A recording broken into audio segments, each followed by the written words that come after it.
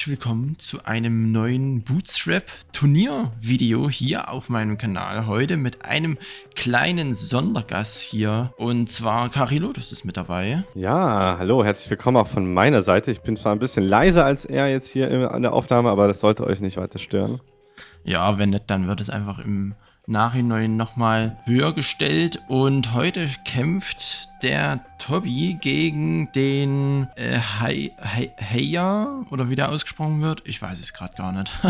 Ist nicht so wild. Ich glaube, Hey Yappi heißt Oder er. Heyapi, genau. Dann werde Ja. ich einfach mal auf bereit gehen. Und wir starten einfach das Game. Genau, es ist die zweite Karte aus der Kartenauswahlliste fürs Bootstrap-Turnier. Start einfach rein, ja. Ich glaube, oh shit. Jetzt hast du nicht runtergezählt, ne? Oh, jetzt sind sie ganz Ach so. aus dem Häuschen. Aber jetzt müssen sie da durch. Haben sie jetzt Pech. Okay, Overlay ist auch am Start. Sehr gut. Ich hoffe, das lädt hier ganz... Guck mal, ob der Heyapi jetzt überhaupt drin ist. Nicht, dass der jetzt oben rechts gar nicht spielt. Doch, okay, der Oh ja, er ist ist dabei. da. Es steht bloß Gut. Kreuzritter da. Also Kreuzritter ist Heyapi, glaube ich. Ja, scheint, als hätte er das nochmal komplett neu installiert, damit er jetzt hier den Mod draufzieht. Wir spielen nämlich mit dem Bootstrap-Mod. Nochmal für alle, die es nicht kennen. Das ist ein besonderer Mod, der auch die Balance-Werte anpasst fürs Multiplayer und die Nahkämpfer besonders bufft, weil man ja sonst einen sehr großen Fokus auf Fernkämpfer bei Stronghold Crusader hatte. Genau, ja. Also, ich muss dazu sagen, ich nehme hier zum ersten Mal mit jemand anders auf. Also, falls ihr da irgendwelche weirden Sachen bemerkt, dann tut mir das leid, ne? Ich bin noch in Übung quasi. in der Schule, wenn man es mal so nennt. Ja, hier auf jeden Fall sieht man schon mal ganz gute Entscheidungen zwischen den beiden Spielern. Yappi geht hier auf... Sind das Bäcker? Ja, das sind Bäcker. Und hat aber noch keine Getreidefarm gebaut. Kauft sich wahrscheinlich. Nee, doch nicht. Ja, das Ding ist, man startet bei Bootstrap mit 0 Gold. Das heißt, man hat eigentlich gar nicht genug, um direkt Bäcker zu finanzieren. Er hat jetzt hier 50 Holz quasi zum Fenster rausgeschmissen, denn die machen gar nichts. Und ich glaube, ihm war nicht bewusst, dass die Mühle 10 Stein kostet. Das heißt, er sitzt jetzt so ein bisschen auf dem Trockenen. Das Einzige, wie man am Anfang wirklich Nahrung reinbekommt. Jetzt hat er es ja auch. Ja, das Einzige, wie man wirklich Nahrung reinbekommt, das sind Jäger. Und man sieht auch, er hat hier ein paar gebaut. Jäger und Holzfäller sind so die Krux am Anfang. Billige Gebäude, aber die bringen einem wirklich richtig fett Ressourcen, um dann zu snowballen, quasi das Spiel anzuheizen. Richtig, und man muss auch beachten, dass die Jäger jetzt hier eine minimale Range haben. Also man darf die jetzt nicht hier innerhalb der Burg quasi direkt am Keep platzieren, sonst jagen die nicht. Aber die hier jagen trotzdem. Die laufen hier rüber zu. Haben ja, glaube ich, eine Range von... Upsala. Eine Range von... Ich weiß gar nicht, wie viel. Also minimale Range ist ja anders zu verstehen. Du kannst die natürlich sehr gerne am Keep platzieren. Da ist dann eher das Problem, dass die eventuell ein Hindernis haben, bevor sie... Oh, jetzt gibt es hier gleich einen Fight. Jetzt müssen wir erstmal gucken. Hier oben sind Slinger am Start und hier unten waren Sklaven wahrscheinlich vom Tobi am Start. Wir gucken mal ganz kurz rüber, was er so macht. Hier kommt auch ein Horse Archer angeritten. Der schießt bestimmt jetzt gleich auf den Holzfäller da. Schon mal ein bisschen Early Stress machen. Das ist richtig mies, denn Tobi hat natürlich schon ein bisschen Erfahrung. Der hat, glaube ich, auch im letzten Turnier bereits mitgemacht, was Bootstrap angeht. Und Kreuzritter hier, also Heyapi, hat noch nicht wirklich Erfahrung gesammelt, soweit ich weiß. Er ist jetzt ganz frisch dabei, hat den Mod gerade erst installiert, das sieht man ihm auch am Namen. Und ja, er ist natürlich dann der klare, wie sagt man so, Tobi ist der klare Favorit und Heyapi ist natürlich klar unterlegen momentan. Aber vielleicht kann er ja adaptiv dann noch was rausholen und den Tobi ein bisschen ins Boxhorn jagen. Einfach sneaky mit Assassinen kontern. Wir gucken hier mal ganz kurz rüber, wie es dem Tobi geht. Läuft auf jeden Fall schon ein bisschen runter hier mit Apfelgärten, den Kornspeicher auch sehr gut platziert oder sehr nah an den Apfelgärten platziert, damit die Laufwege klein gehalten werden. Hier auch den Lord vorgeschickt für gegebenenfalls Assassinen. Dann das Vorratslager hier abgebaut quasi und woanders hingesetzt. Also man sieht, dass er auf jeden Fall schon ein wenig mehr Erfahrung hat. Ja, und man sieht ja auch, also so aggressiv wie er das Vorratslager nach vorne platziert, geht er schon davon aus, dass er überhaupt keine Gegenwehr zu erwarten hat. Denn das ist natürlich ein Instant GG, falls jetzt Hijabi da einfach ein paar Bogenschützen und Slinger und Mhm. vielleicht ein paar Sklaven und Assassinen sogar reinschickt und das einfach mal contestet.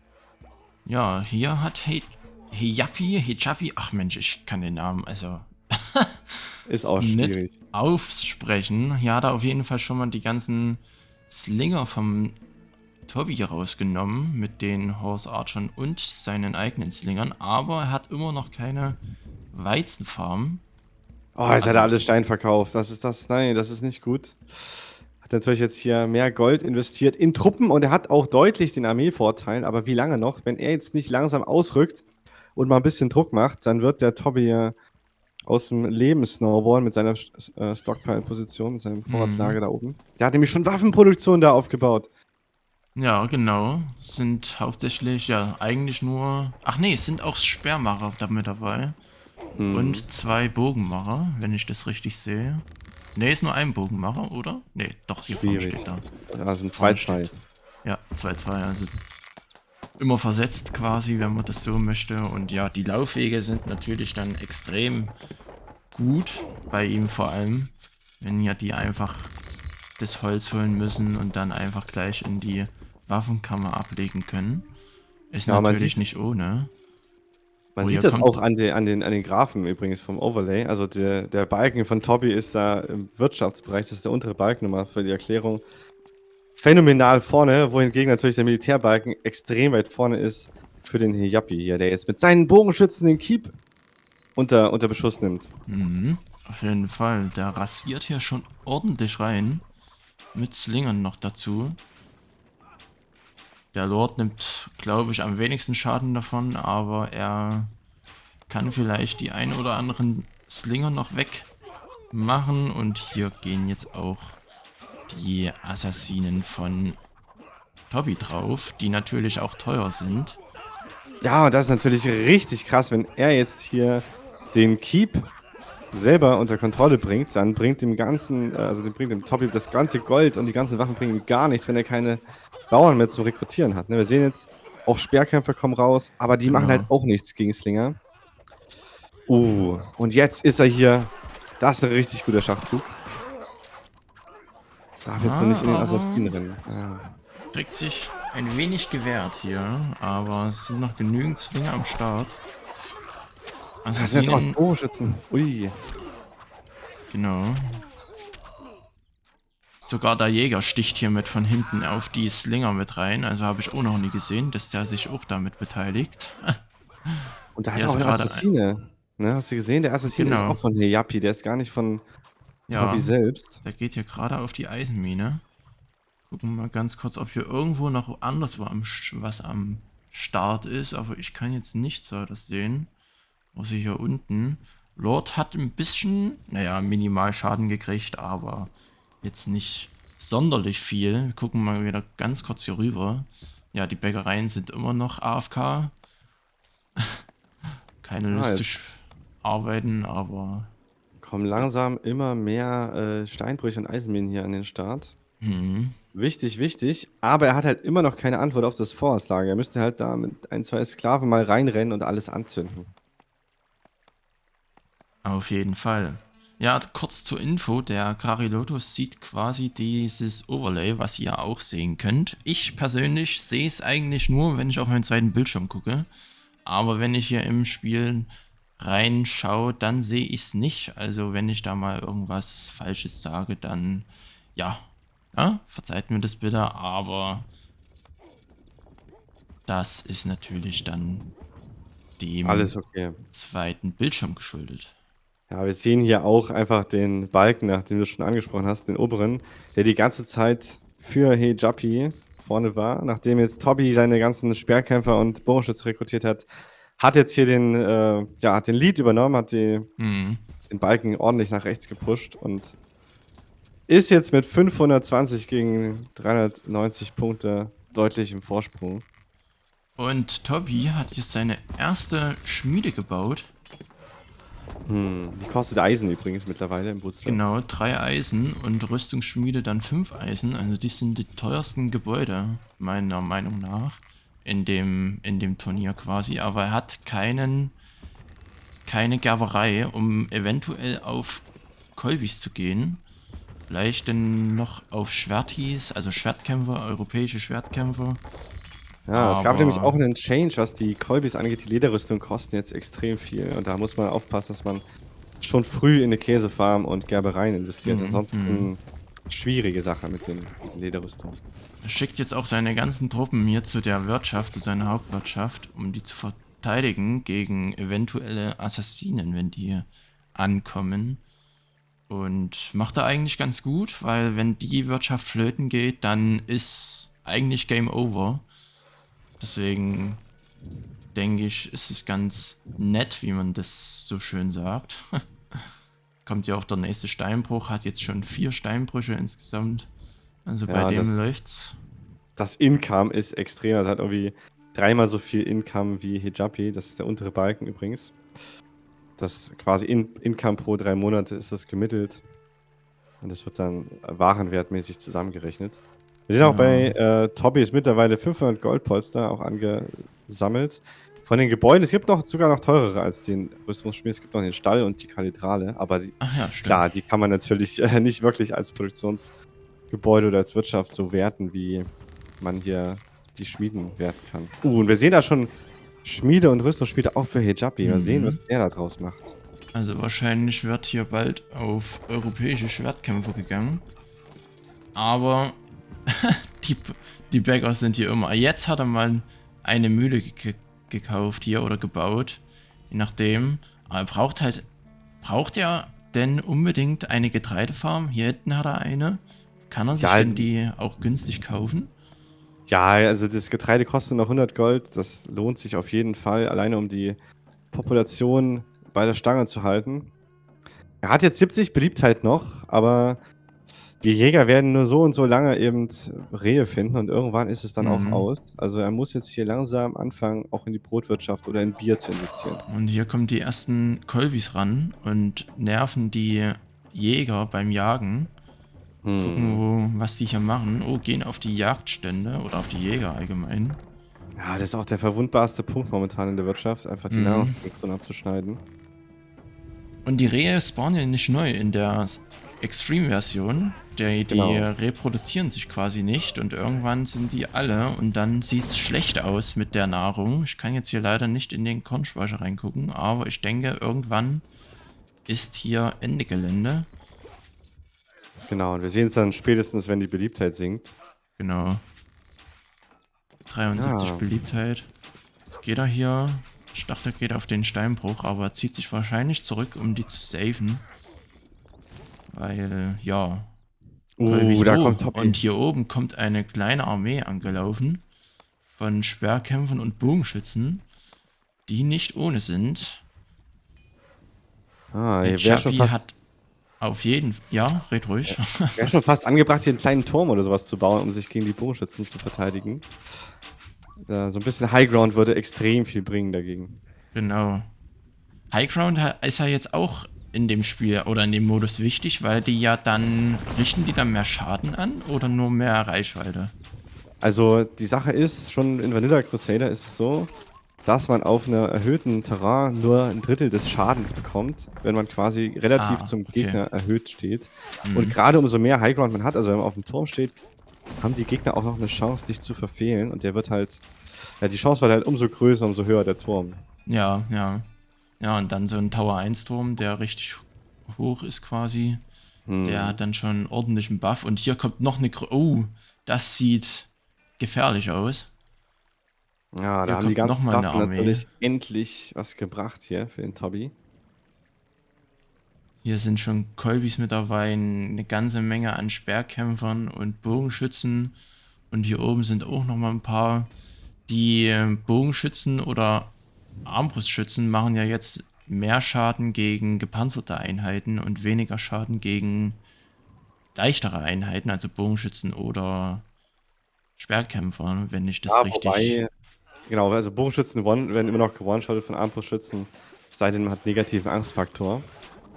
Da ist der, selbst mit dem weniger Schaden ist durch das Und mit dem gebufften Leben von Bogenschützen ist es halt immer noch ein One-Shot.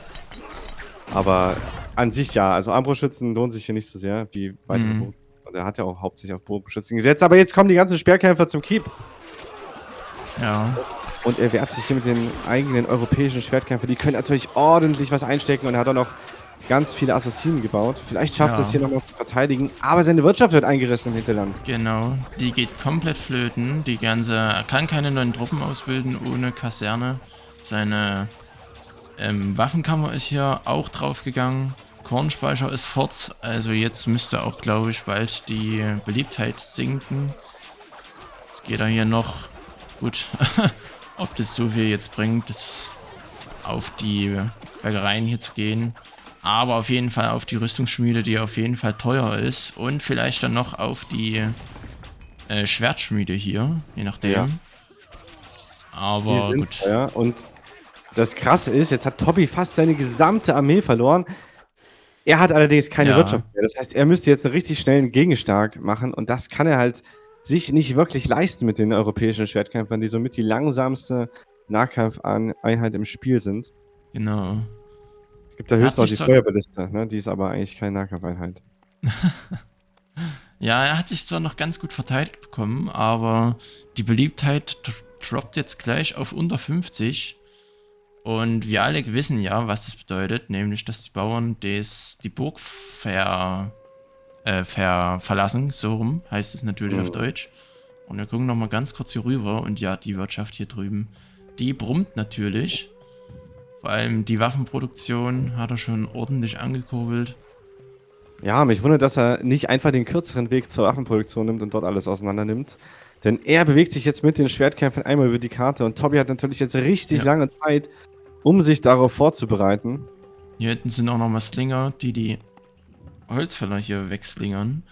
Also, ja, er steht hier schon ordentlich unter Druck und muss jetzt einfach hoffen, dass vielleicht die Schwertkämpfer irgendwas machen können. Aber in der Zwischenzeit kann halt Tobi ganz gut reagieren und Truppen ausheben. Und man sieht, er ist so richtig am Kurbeln, hat jetzt selber Rüstungsschmieden gebaut, hat selber seine Wirtschaft entsprechend aufgepeppt, um hier Gegenmaßnahmen ergreifen zu können. Vielleicht baut er sogar noch eine Kathedrale, aber ich glaube, da fehlt ihm momentan, er hatte sogar genug Gold. Er hat 1,7k Gold auf der hohen Kante. Könnte jetzt auch noch eine Kathedrale bauen mit dem Stein, das er hat. 50 Stein, 500 Gold. Aber er hat irgendwie keine Bevölkerung. Wahrscheinlich hat er nicht genug Häuser gebaut. Ja, ist richtig. Hier, der Pennerhof ist quasi leer. Nur noch ein Bauer ist hier und der geht jetzt auch noch als Kolbi drauf. Jetzt spawnen hier ein paar mehr Bauern. Ja, und jetzt kommen Armbrustschützen und Schwertkämpfer. Ey, jetzt verschiebt sich so langsam die Bar wieder in Richtung, also dass das Orange quasi größer wird und umso länger die Schwertkämpfer hier eben langsam über die Karte schlendern, mehr hat Tobi an Truppen aufzubieten und ja. Hijapis Beliebtheit mittlerweile richtig im Keller, 28. Oh, das sieht gar nicht gut aus. Was in dem Dreh, ich kann es gerade nicht genau erkennen. 39 steht jetzt da. Deswegen, ist auf jeden Fall sehr wenig, ja.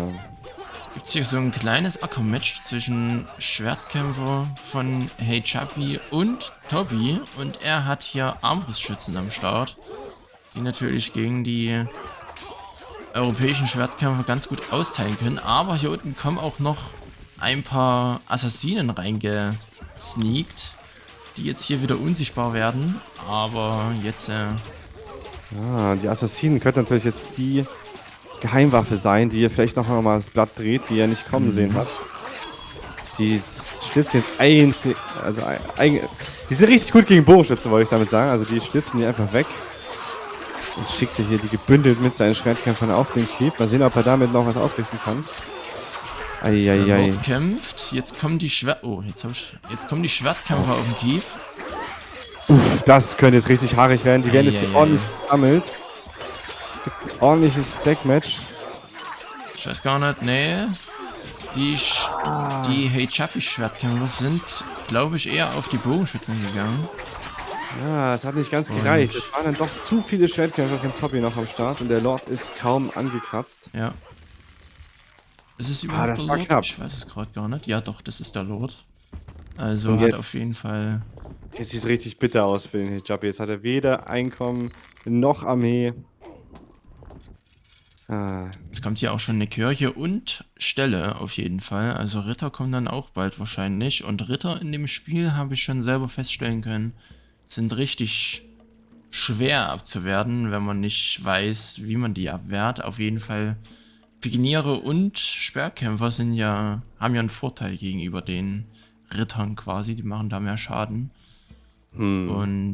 Aber ja, Ritter sind natürlich fix und können Pikiniere sehr gut ausreiten, wegreiten, wie auch immer man das nennen möchte. Und Genau, ja, der Haupttrick gegen Ritter ist eigentlich immer Wälle bauen, eine Burg bauen. Ritter werden hauptsächlich so. durch Burgverteidigung abgewehrt. Und dann kann man eben Engstellen schaffen, wo man mit den Pikinieren, wo man mit den Speerkämpfern die Ritter entsprechend auseinandernehmen kann. Ist hier leider nicht gegeben. Weder das Stein ist da, noch das Wirtschaftseinkommen, um irgendwelche Pikiniere zu bauen. Ich glaube, das Spiel nähert sich hier dem Ende.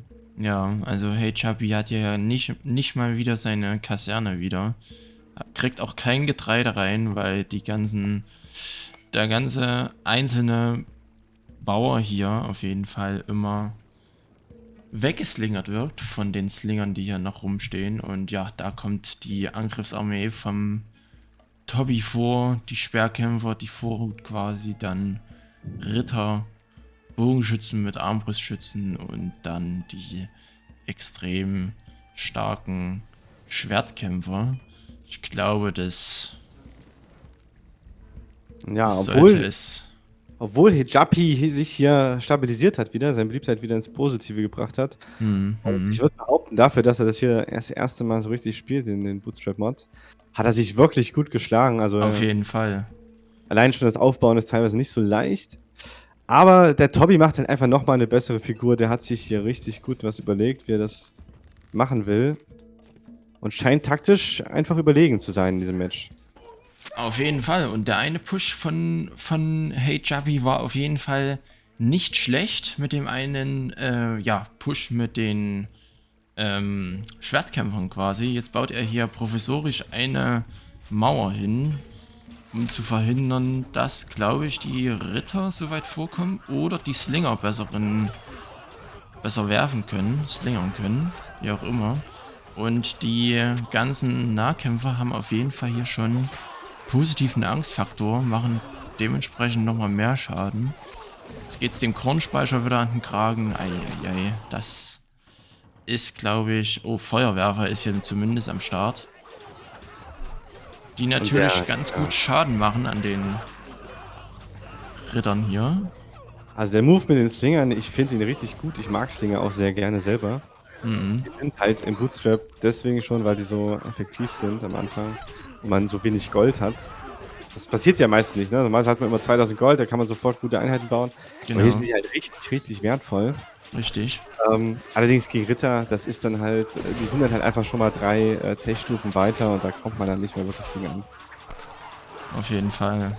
Mit den Early Slingern kann man dann auch, denke ich, die ganz guten Pushes gegen die Assassinen, denke ich, ganz gut abwehren.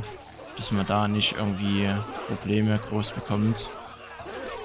Auf jeden Fall.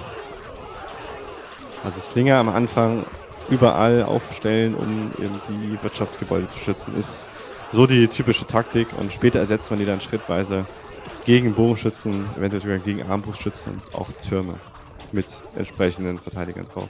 Auf jeden Fall, ja. Ja, hat hier... Ja, red ruhig, alles gut. Ah, nee, wolltest du ja auch wahrscheinlich gerade sagen, ne? Die ganzen Bogenschützen, die eben Tobby da noch hatte, sind alle gestorben, weil er hier eben mit dem Wall den Höhenvorteil ausgeglichen hat und dadurch die arabischen Bogenschützen gut abwehren konnte. Die haben ein bisschen mehr Leben als die europäischen, damit sind sie nicht ganz so schwach auf der Brust und haben hier natürlich auch ordentlich tanken können. Ja, aber die Beliebtheit von Hey Chubby ist auf jeden Fall komplett im negativen Bereich. Also glaube ich 16. Ja, 16 steht drauf. Es ist natürlich nichts. Hat auch keine Waffenkammer mehr und kein Kornspeicher. Also Tobby muss jetzt eigentlich nur noch das zu Ende spielen und dann, ja, Oder eigentlich nur noch klein halten quasi. Ich wundere, dass er es überhaupt noch hier ausgehalten hat. Jetzt versucht er nochmal einen letzten Push wahrscheinlich, aber Ja, wahrscheinlich. ist schwierig. Er hätte halt wirklich die andere Seite pushen müssen. Er hätte wahrscheinlich irgendwie aufs Vorratslager gehen können. Aber ist jetzt auch zu spät in dem Fall. Jetzt versucht er vielleicht nochmal die Armee hier auszuschalten. Aber das sind Armbrustschützen. Auch wenn die natürlich weniger Schaden gegen leichte Einheiten machen, ist das trotzdem noch ein Schlachtfest. Jetzt hat er sie aufgelöst und jetzt schickt er, glaube ich, seinen Lord in den Tod und ja, gibt sich somit geschlagen. Hat aber meiner Meinung nach ein extrem gutes Spiel geleistet und kann man schon echt auf sich stolz sein, wenn man es mal so sagen möchte. Fürs erste Mal Bootstrap ist es auf jeden Fall schon sehr gut gewesen. Ja, starke Leistung, auch nachdem er quasi am Anfang 50 Holz in Bäcker investiert hat, ne? Und dann erst feststellen musste, dass da kein Stein da war für die Mühle. Ja, vielen Dank für dieses Spiel schon mal. Und dann sehen wir uns gleich im Rückmatch, oder? Ja, ich würde mir ganz kurz noch die Statistiken hier angucken. Ja, man sieht es, denke ich. Tobi hier auf jeden Fall sehr gut gemacht. Und ja, dann würde ich erstmal sagen, vielen Dank für das erste Match und wir sehen uns, wenn alles eingestellt ist, im nächsten Match wieder. Bis gleich.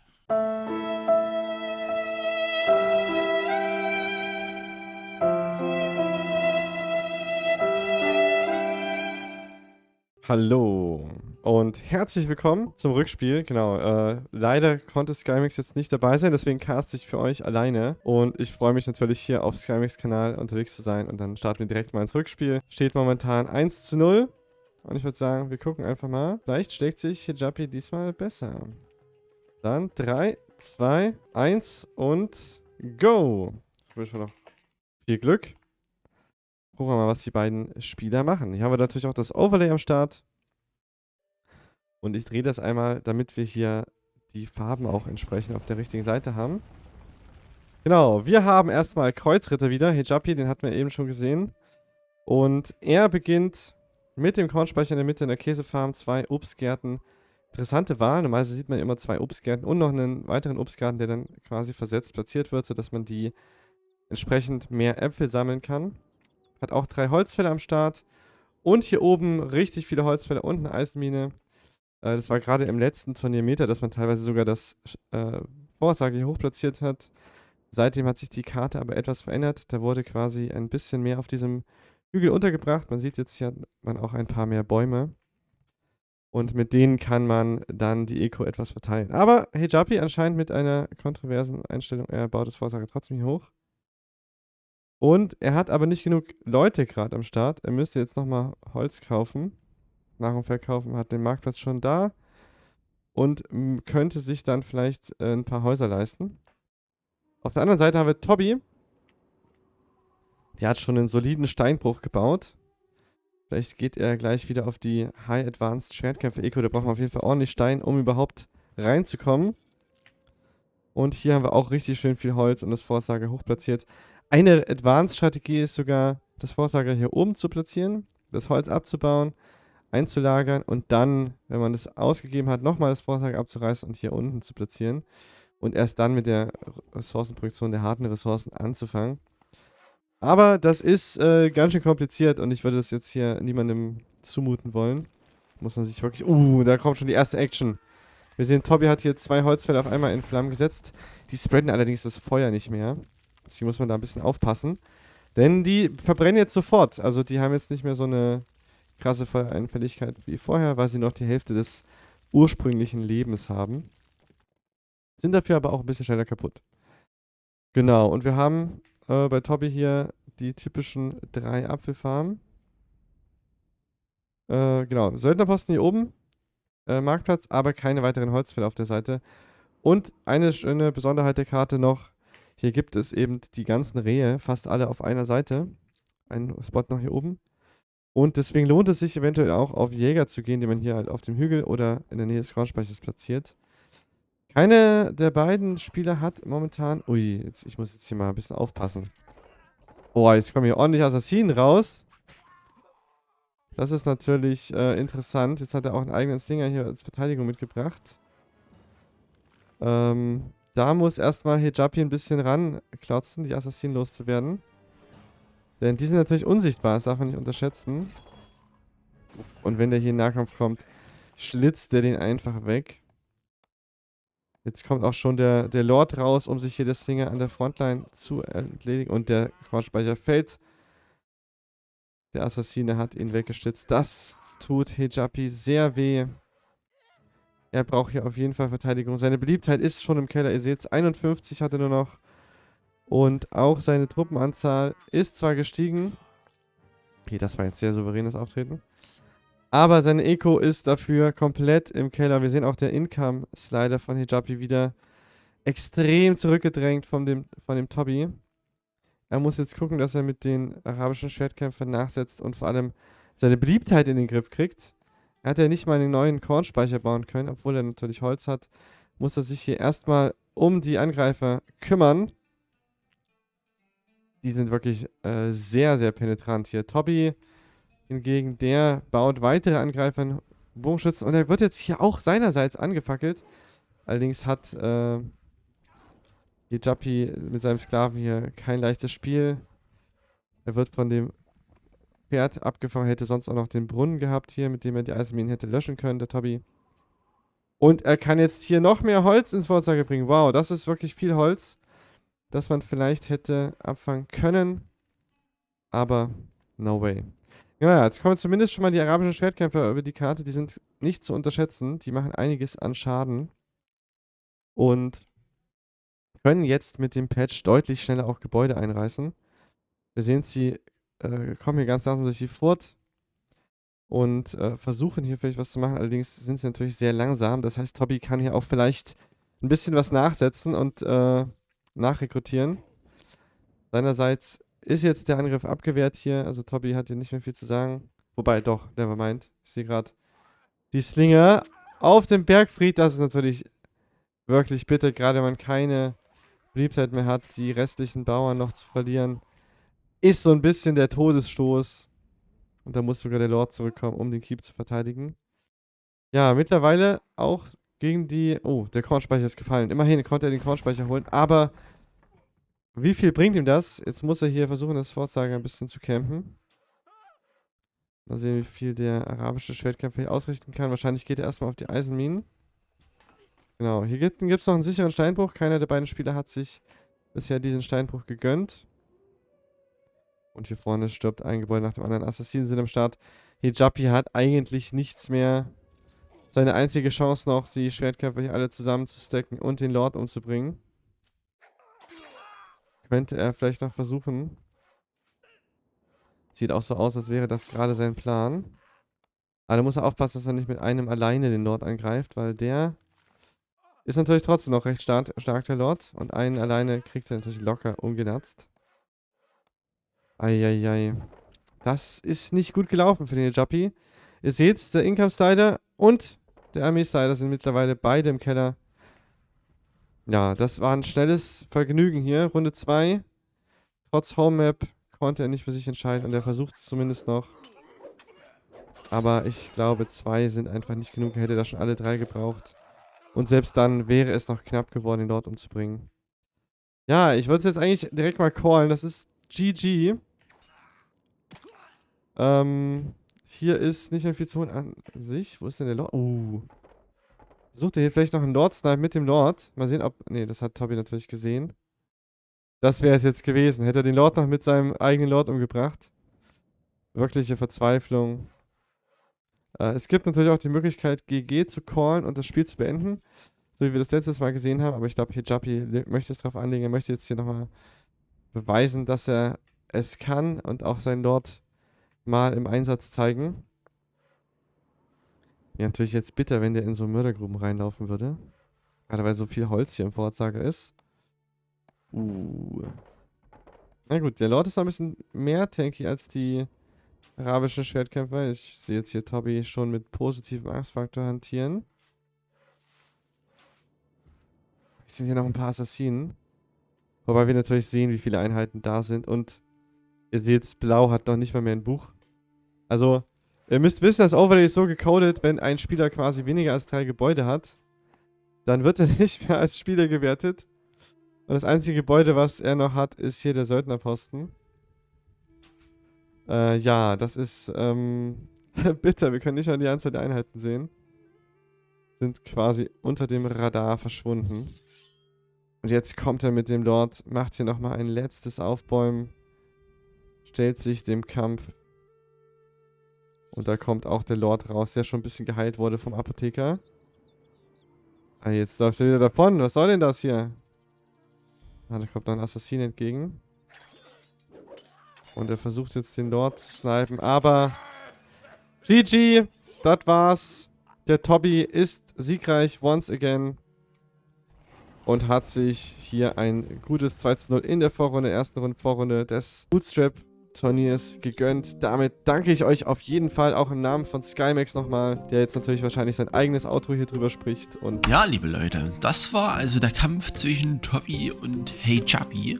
Sorry, wenn ich den Namen irgendwie vielleicht immer falsch ausspreche, aber ja, vielen Dank auch an Carilotus, der hier das zweite Spiel komplett allein, aber sehr schön kommentiert hat. War auch ein sehr spannender Kampf nochmal für mich im Nachhinein zu sehen, was die beiden hier gemacht haben. Und dann würde ich sagen, vielen Dank fürs Zuschauen. Lasst sehr gerne eine Bewertung da. Schaut auch beim Carilotus nochmal vorbei. Lasst bei ihm ein Abo und ein Like da. Und dann würde ich sagen, gebe ich zurück an Carilotus. Ich verabschiede mich. Bis zum nächsten Video. Bis bald und tschüssi. vielen Dank, dass ich dabei sein durfte. Tschüss und bis zum nächsten Mal. Abonnieren, Like da lassen, nicht vergessen. Und vielleicht wollt ihr selber mal Bootstrap ausprobieren. Schaut auf jeden Fall in die Videobeschreibung. Bis dann. Ciao.